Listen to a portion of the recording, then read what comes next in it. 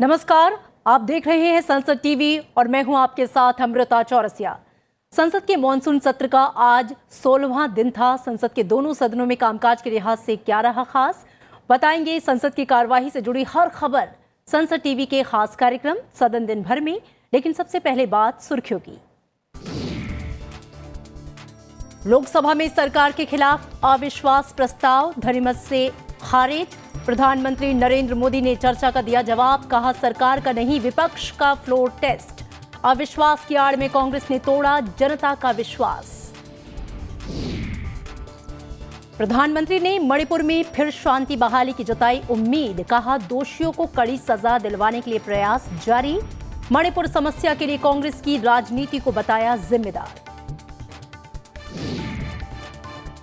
लोकसभा में कांग्रेस के नेता अधीर रंजन चौधरी को निलंबित करने का प्रस्ताव पारित। संसदीय कार्य मंत्री ने सदन में रखा प्रस्ताव, विशेषाधिकार समिति के पास भेजा गया मामला। राज्यसभा ने फार्मेसी संशोधन विधेयक 2023 ध्वनिमत से किया पारित। उच्च सदन में 2 विधेयक पेश। मणिपुर मुद्दे पर अवरोध के चलते कार्यवाही बाधित। और सदन दिन भर में सबसे पहले बात लोकसभा की कार्यवाही से जुड़ी खबरों की।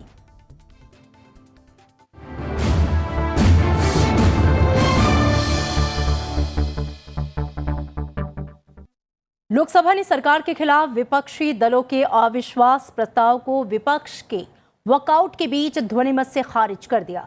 प्रधानमंत्री नरेंद्र मोदी ने अपनी सरकार के खिलाफ विपक्ष की ओर से लाए गए अविश्वास प्रस्ताव पर चर्चा का जवाब दिया। उन्होंने विपक्ष को जमकर निशाने पर लिया।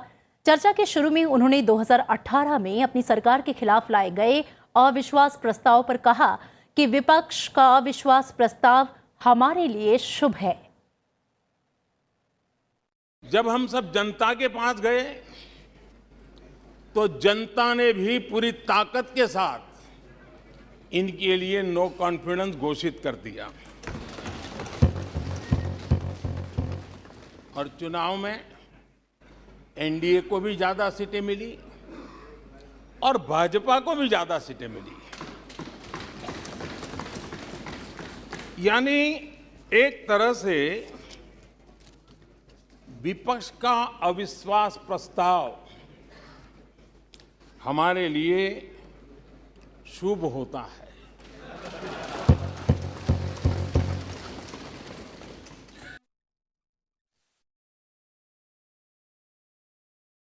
प्रधानमंत्री ने कहा कि देश के जनता के कल्याण की चर्चा में विपक्ष की रुचि नहीं है। विपक्ष को देश के युवाओं के भविष्य और जनता की भूख की चिंता नहीं है। विपक्ष ने देश को निराशा के सिवा कुछ नहीं दिया। कई ऐसे बिल थे जो गांव के लिए, गरीब के लिए, दलित के लिए, पिछड़ों के लिए, आदिवासी के लिए, उनके कल्याण की चर्चा करने के लिए थे, उनके भविष्य के साथ जुड़े हुए थे। लेकिन इसमें इन्हें कोई रुचि नहीं है। देश की जनता ने जिस काम के लिए उनको यहां भेजा है, उस जनता का भी विश्वासघात किया गया है। विपक्ष के कुछ दलों के लिए उनके आचरण से, उनके व्यवहार से उन्होंने सिद्ध कर दिया है कि देश से ज्यादा उनके लिए दल है, देश से बड़ा दल है, देश से पहले प्राथमिकता दल है। मैं समझता हूं आपको गरीब के भूख की चिंता नहीं है, सत्ता की भूख यही आपके दिमाग पे सवार है। आपको देश के युवाओं के भविष्य की परवाह नहीं है, आपको अपने राजनीतिक भविष्य की चिंता है। प्रधानमंत्री ने कहा कि जिनके बही खाते बिगड़े हुए हैं वो हमसे हिसाब मांग रहे हैं, लेकिन अविश्वास और घमंड के कारण विपक्ष जनता के विश्वास को नहीं देख पाता है। कांग्रेस के पास न नीयत है, न नीति है और न ही भारत की अर्थव्यवस्था की समझ है। इसलिए आज भारत के लोगों में कांग्रेस के प्रति अविश्वास है। अविश्वास और घमंड इनकी रगों में रस बस गया है। वे जनता के विश्वास को कभी देख नहीं पाते हैं। अब ये जो शुतुरमुर्ग अप्रोच है, इसके लिए तो देश क्या कर सकता है। आदरणीय अध्यक्ष जी, जो पुरानी सोच वाले लोग रहते हैं, मैं उस सोच से सहमत नहीं हूं, लेकिन वो कहते हैं कि देखो भाई, जब कुछ शुभ होता है, कुछ मंगल होता है, घर में भी कोई अच्छा होता है, बच्चे भी कोई अच्छे कपड़े पहनता है, जरा साफ सुथरा होता है, तो काला टीका लगा देते हैं। आज देश का जो मंगल हो रहा है चारों तरफ, देश की जो चारों तरफ वाहवाही हो रही है, देश का जो जय जयकार हो रहा है, तो मैं आपका धन्यवाद करता हूं कि काले टीके के रूप में काले कपड़े में निकल के सदन में आकर के आपने इस मंगल को भी सुरक्षित करने का काम किया है। इसके लिए भी मैं आपका धन्यवाद करता हूं।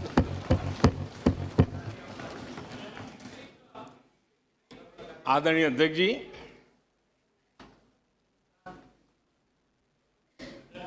पिछले 3 दिन से भी हमारे विपक्ष के साथियों ने जी भर करके डिक्शनरी खोल खोल करके जितने अपशब्द मिलते हैं ले आए, जितने अपशब्दों का उपयोग कर सकते हैं भरपूर, पता नहीं कहां कहां से ले आते हैं। लेकिन अच्छा है, थोड़ा मन का गुबार उनका निकल गया होगा, थोड़ा मन हल्का हुआ होगा, इतने अपशब्द बोल लिए हैं तो। और बहस होते हुए लोग मुझे दिन रात कोसते रहते हैं, उनकी ये फितरत है। और उनके लिए तो सबसे प्रिय नारा क्या है? मोदी तेरी कब्र खुदेगी। मोदी तेरी कब्र खुदेगी, मोदी तेरी कब्र खुदेगी, ये इनकी पसंदीदा नारा है। लेकिन मेरे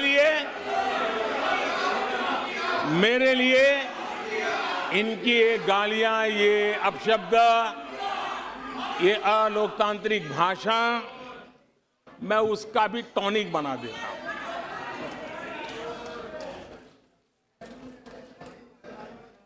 और ये ऐसा क्यों करते हैं और ये क्यों होता है?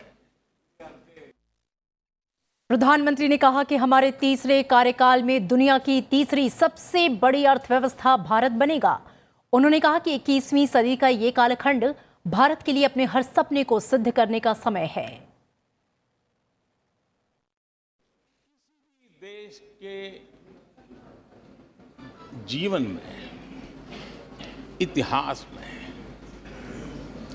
एक समय ऐसा आता है जब वो पुरानी बंदिशों को तोड़ करके एक नई ऊर्जा के साथ, नए उमंग के साथ, नए सपनों के साथ, नए संकल्प के साथ आगे बढ़ने के लिए कदम उठा लेता है। 21वीं सदी का ये कालखंड, और मैं बड़ी गंभीरता से इस पवित्र लोकतंत्र के मंदिर में बोल रहा हूं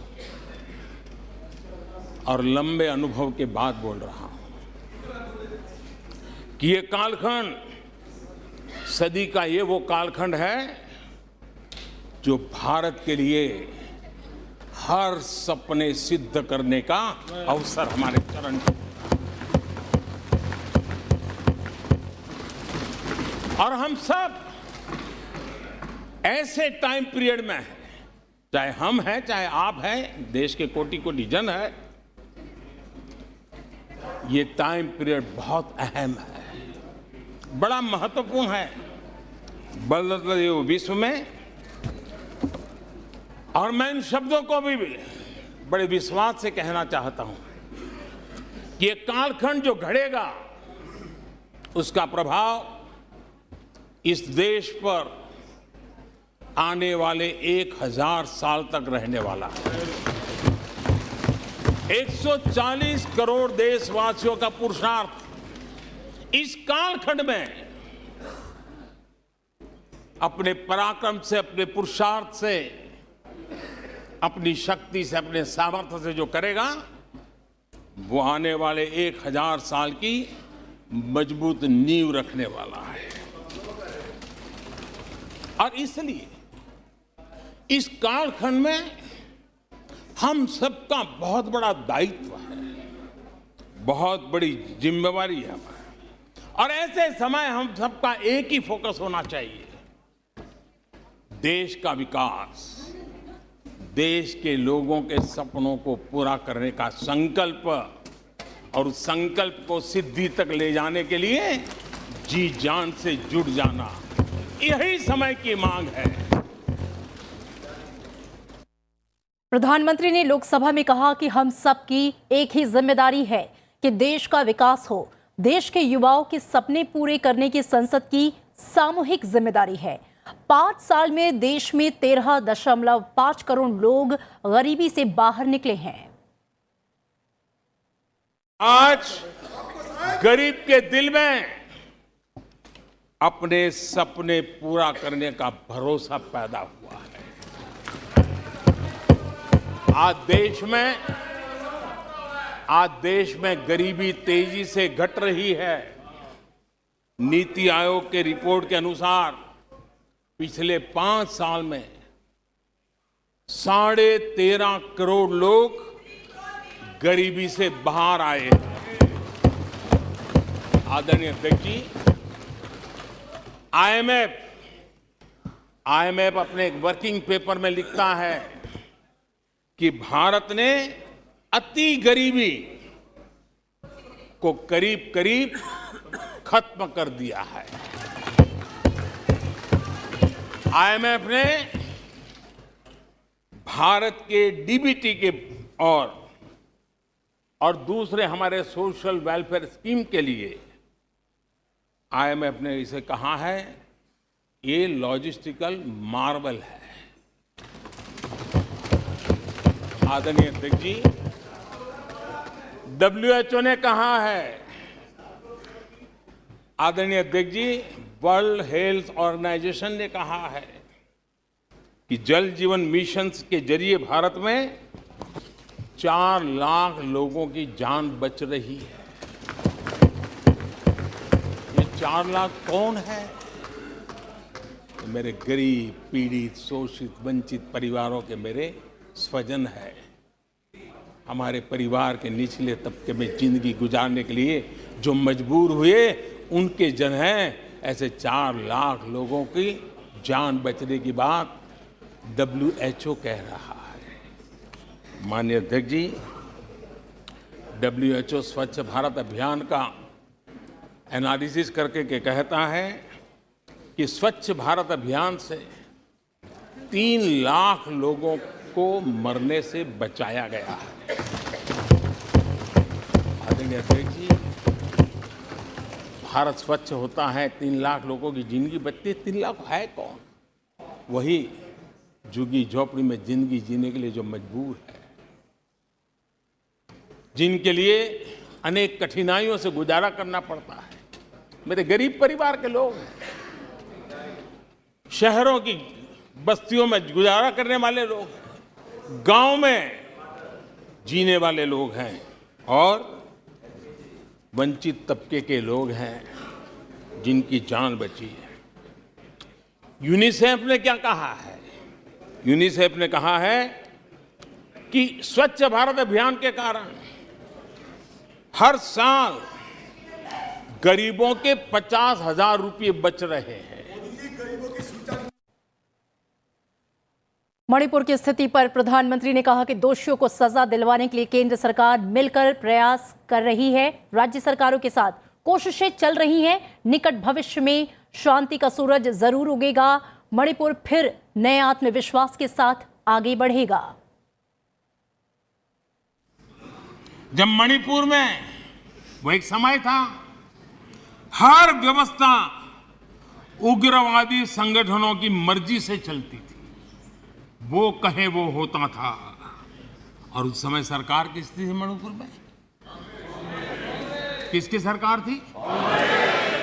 जब सरकारी दफ्तरों में महात्मा गांधी की फोटो नहीं लगाने दी जाती थी, तब सरकार किसकी थी?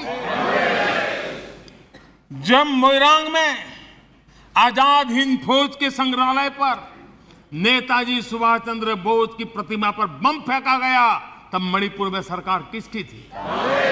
तब मणिपुर में सरकार किसकी थी? आदरणीय अध्यक्ष जी, जब मणिपुर में स्कूलों में राष्ट्रगान नहीं होने देंगे, ये निर्णय किए जाते थे, तब मणिपुर में सरकार किसकी थी? जब एक अभियान चला था, अभियान चला करके लाइब्रेरी में रखी गई किताबों को जलाने का, ये देश का अमूल्य ज्ञान की विरासत को जलाते समय सरकार किसकी थी? जब मणिपुर में मंदिर की घंटी शाम को 4 बजे बंद हो जाती थी, ताले लग जाते थे, पूजा अर्चन करना बड़ा मुश्किल हो जाता था, सेना का पहरा लगाना पड़ता था, तब मणिपुर में सरकार किसकी थी? आदरणीय अध्यक्ष जी, जब इम्फाल के इस्कॉन मंदिर पे बम फेंककर श्रद्धालुओं की जान ले ली गई थी, तब मणिपुर में सरकार किसकी थी?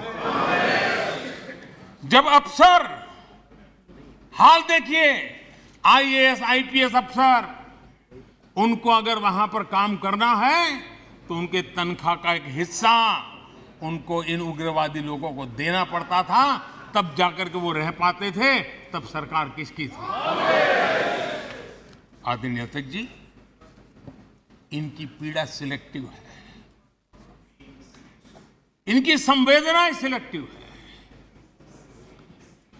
इनका सब बातचीत राजनीति से शुरू होती है और राजनीति से आगे बढ़ती है। वे राजनीति के दायरे से बाहर से न मानवता के लिए सोच सकते हैं, न देश के लिए सोच सकते हैं, न ही देश की इन कठिनाइयों के लिए सोच सकते हैं। उनको सिर्फ राजनीति के सिवा कुछ सूझता नहीं है। और इससे पहले अविश्वास प्रस्ताव पर चर्चा में वित्त मंत्री निर्मला सीतारमण ने कहा कि पहले की सरकार गरीबी हटाने के नाम पर पोस्ट डेटेड चेक देती थी, लेकिन आज ऐसा नहीं है। आज सरकार सपने नहीं, यथार्थ पर काम कर रही है। सदन में कांग्रेस के नेता अधीर रंजन चौधरी समेत कई और सदस्यों ने प्रस्ताव पर हुई चर्चा में हिस्सा लिया। यूपीए सरकार ने एक पोस्ट डेटेड चेक देते थे, हम सब समझते हैं, आज का चेक नहीं, फ्यूचर डेट में चेक दिया गया, गरीबी हटेगा, मगर वो नहीं है हमारे पॉलिसी। और मोदी जी ने इसको पूरे के पूरे परिवर्तन कर चुके हैं। सर, ये परिवर्तन कैसे हुआ?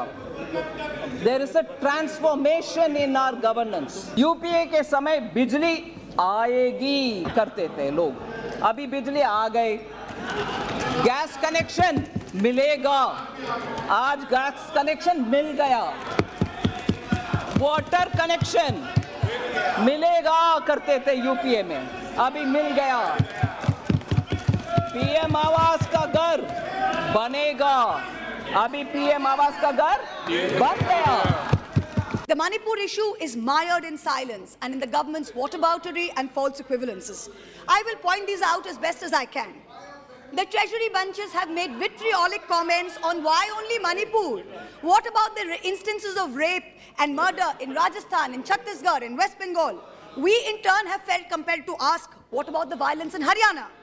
I want to tell this House that Manipur is different, and I will tell you why. The issue in Manipur is of a hate crime against a particular community where it is understood that police personnel of one community, possibly the same community as the Chief Minister, handed over women of another community to be raped and pillaged by a mob, and made every attempt to prevent those women from seeking justice. पूरे सदन को इसमें एकजुट होना होगा। इसमें आप isolate करके नहीं देख सकते कि जहां आपकी सरकार है वहां की घटनाओं को आप छुपाएंगे और जहां दूसरों की सरकार है वहां की घटनाओं को आप उठाएंगे। आपको चर्चा करनी होगी बंगाल पर, चर्चा करनी होगी आपको बिहार पर, चर्चा करनी होगी आपको राजस्थान पर, चर्चा करनी होगी आपको कर्नाटका पर। सर ये देश एक है सर, आप इसको ऐसे टुकड़ों में बांटकर आप नहीं आइसोलेट करके आप अपने विषयों को उठा सकते।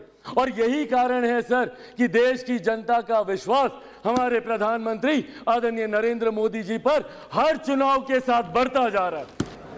हम ये नो कॉन्फिडेंस मोशन आने के लिए कोई सोचा भी नहीं था, लेकिन हम बार बार ये गुहार लगाते आए थे कि कम से कम हमारे देश की प्रधानमंत्री सदन में आए और मणिपुर की मुद्दे पे हम बोलने का पहले कुछ बोले। ये सिर्फ हमारा मांग थी और कुछ नहीं। हमारा मांग कोई बीजेपी नेता से नहीं, हमारी मांग थी हिंदुस्तान की प्रधानमंत्री से, जो लाजमी है क्योंकि हम भी ये सदन की मेंबर है। एप्पल से एयरबस मैन्युफैक्चरिंग फैसिलिटी लगा रही है, सेमीकंडक्टर से चंद्रयान 3। आज भारत का तिरंगा झंडा भारत में नहीं, विश्व में नहीं, चांद पर लगाने का संकल्प प्रधानमंत्री जी का है। ऑटो के सेक्टर में 7 नंबर से 3 नंबर, टेलीकॉम के सेक्टर में 12 नंबर से 2 नंबर। ये अरिथमेटिक इनएविटेबिलिटी नहीं है, ये सशक्त नेतृत्व और दक्षतापूर्ण सरकार का परिणाम है। मेरे सभापति महोदय, प्रधानमंत्री जी का संकल्प है कि तीसरी पारी में भारत वे वर्ल्ड क्लास इंफ्रास्ट्रक्चर गांव-गांव तक हम पहुंचाएंगे। ये मोदी जी की गारंटी है। 400 सीट की ऊपर की बात कर रहे हैं। आज गरीबी रोकी नहीं गई, नौकरी मिली नहीं, महंगाई रुकी नहीं, लेकिन 400 सीट ये जरूर सोच रहे हैं इंडिया अलायंस के लिए। इंडिया अलायंस से इनको डरने की जरूरत नहीं है।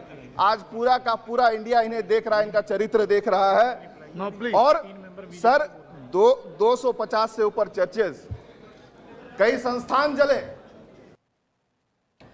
लोकसभा में अविश्वास प्रस्ताव पर चर्चा के दौरान कांग्रेस नेता अधीर रंजन चौधरी की ओर से प्रधानमंत्री नरेंद्र मोदी के बारे में असंसदीय शब्दों के इस्तेमाल करने पर सदन से निलंबित कर दिया गया।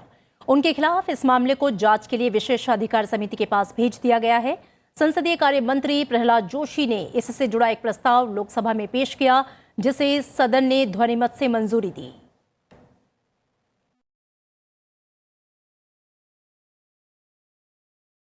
एक रेजोल्यूशन मूव करता चाहता हूं आपकी अनुमति से, that this house having taken the serious note of the gross deliberate and repeated misconduct of Shri Adhir Ranjan Chowdhury in utter disregard to the house and the authority of chair, resolve that the matter of the misconduct of Shri Adhir Ranjan Chowdhury be referred to committee of privileges of the house for the further investigation and report to the house, and Shri Adhir Ranjan Chaudhary be suspended from the service of the house till the committee of the privilege submit its report. धन्यवाद sir. प्रश्न है कि माननीय मंत्री द्वारा प्रस्तुत प्रस्ताव को स्वीकृत किया जाए। जो सदस्य इसके पक्ष में हाँ कहें, जो सदस्य विरोध में ना कहें। मेरे विचार में निर्णय हाँ वालों के पक्ष में हुआ, हाँ वालों के पक्ष में हुआ, प्रस्ताव स्वीकृत हुआ। और सदन दिन भर में अब बात राज्यसभा की कार्यवाही से जुड़ी खबरों की।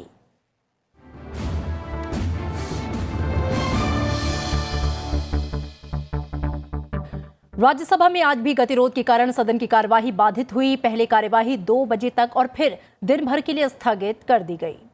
सुबह सदन की कार्यवाही शुरू होने पर विभिन्न मंत्रालयों से जुड़े पत्र सभा के पटल पर रखे गए। इसके अलावा विभिन्न संसदीय समितियों के प्रतिवेदन और मंत्रियों के वक्तव्य पटल पर रखे गए। इसके बाद राज्यसभा में विपक्ष के नेता मल्लिकार्जुन खड़गे ने नियम 176 के तहत प्रधानमंत्री नरेंद्र मोदी की उपस्थिति में मणिपुर की घटनाओं पर चर्चा कराने की मांग की। इसका सत्तारूढ़ भारतीय जनता पार्टी के सदस्यों ने कड़ा विरोध किया, जिसके कारण सदन की कार्यवाही दोपहर 2 बजे तक के लिए स्थगित कर दी गई।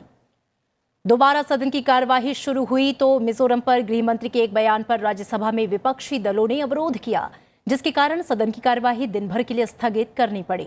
विपक्ष के सदस्य सभापति के आसन को घेर कर नारेबाजी करते रहे। स्थिति को देखते हुए सभापति ने सदन की कार्यवाही कल तक के लिए स्थगित कर दी। After adjourning the House in the pre-lunch session, I had the benefit of interaction with the floor leaders, and there was wholesome interaction. Everyone contributed. There were 3 issues before us. One was the notices under Rule 267, notices under Rule 176 that were accepted by me, and the discussion was slated also. But then there was a stalemate. No further progress was being made. Then came notices under Rule 167. That could be a way out was the impression of most leaders, because before the notices actually came to me for consideration, there was enough in public domain indicating that there could be a meeting ground. The discussions ended that the parties concerned will engage into discussion and come out with a mechanism so that a discussion, debate can fructify with respect to Manipur issues. I am extremely optimistic. The Honorable Leader of Opposition had his preoccupations. He was good enough to send his 2 representatives, and they also made their point well known. I hope things will take a positive turn, and we will be able to justify our oath and contribute as members of Parliament for welfare of society at large. I do hope in the afternoon initiative will be taken by Leader of the House and Leader of the Opposition and other floor leaders. They will spare time, at my suggestion, work out a mechanism so that we can engage in a fruitful discussion that will enlighten the entire nation and give a soothing heel to the situation in Manipur. I am sure you all will reflect and go in that direction with it. Rajya Sabha में विपक्ष के अवरोध के दौरान ही सभापति ने 2 विधेयक सदन में पेश कराए। मुख्य चुनाव आयुक्त और अन्य चुनाव आयुक्त नियुक्ति, सेवा, शर्तें और पदावधि विधेयक 2023 को कानून मंत्री अर्जुन राम मेघवाल ने पेश किया।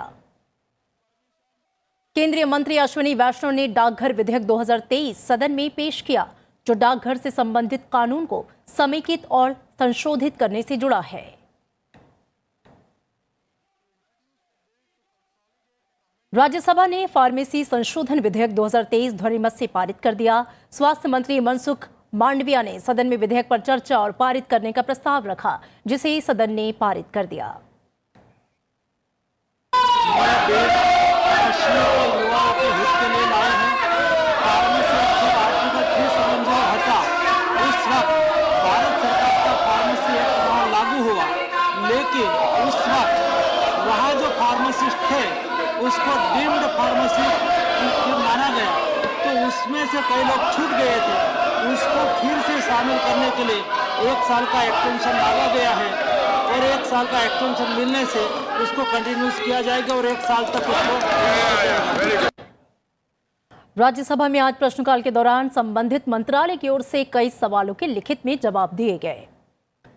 भाजपा सांसद कल्पना सैनी ने संस्कृति मंत्री से सवाल किया कि पिछले 3 वर्षों के दौरान सरकार द्वारा संस्कृति के संरक्षण और संवर्धन के लिए क्या कदम उठाए गए, जिसके लिखित जवाब में संस्कृति मंत्री जी किशन रेड्डी ने बताया कि पिछले 3 वर्षों के दौरान भारतीय संस्कृति का परीक्षण करने और बढ़ावा देने के लिए मंत्रालय की ओर से कई कार्यक्रमों का आयोजन किया गया है।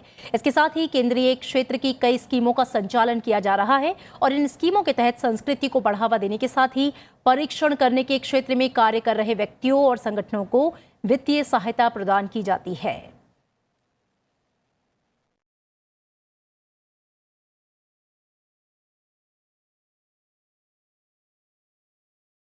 बीजेपी सांसद लक्ष्मीकांत वाजपेयी ने पर्यावरण, वन एवं जलवायु परिवर्तन मंत्री से सवाल किया कि 3 वर्षों के दौरान विकसित किए गए इको पार्क की राज्यवार संख्या कितनी है और क्या यूपी के विभिन्न जिलों में निर्माण का प्रस्ताव है। इसके लिखित जवाब में पर्यावरण, वन और जलवायु परिवर्तन राज्य मंत्री अश्विनी कुमार चौबे ने बताया कि इको पार्क की अवधारणा प्रकृति, समाज, वनों और वन्य जीवों के आपस में समन्वय को प्रोत्साहित करती है। मंत्रालय के भारतीय वानिकी अनुसंधान और शिक्षा परिषद को भारत की 13 प्रमुख नदियों और वानिकी संबंधी कार्यकलापों के लिए डीपीआर तैयार करने का दायित्व सौंपा गया है, जिसमें इको पार्क विकास, एवेन्यू वृक्षारोपण, नदी तटों का विकास और जैव विविधता संरक्षण मॉडल शामिल है, जिसमें इको पार्क विकास, एवेन्यू वृक्षारोपण और इसके साथ ही नदी तटों का विकास शामिल है।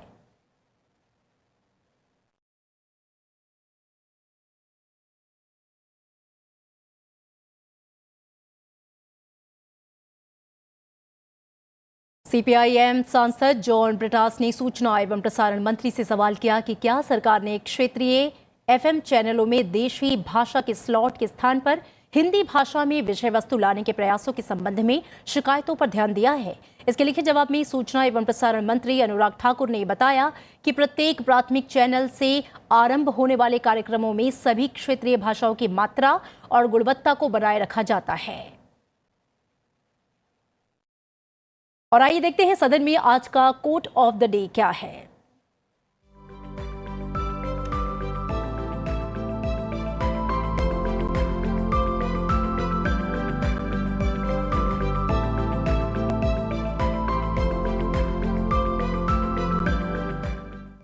और इसी के साथ सदन दिन भर में आज के लिए बस इतना ही। आप रखिए अपना ख्याल, देखते रहिए संसद टीवी। मुझे दीजिए इजाजत, नमस्कार।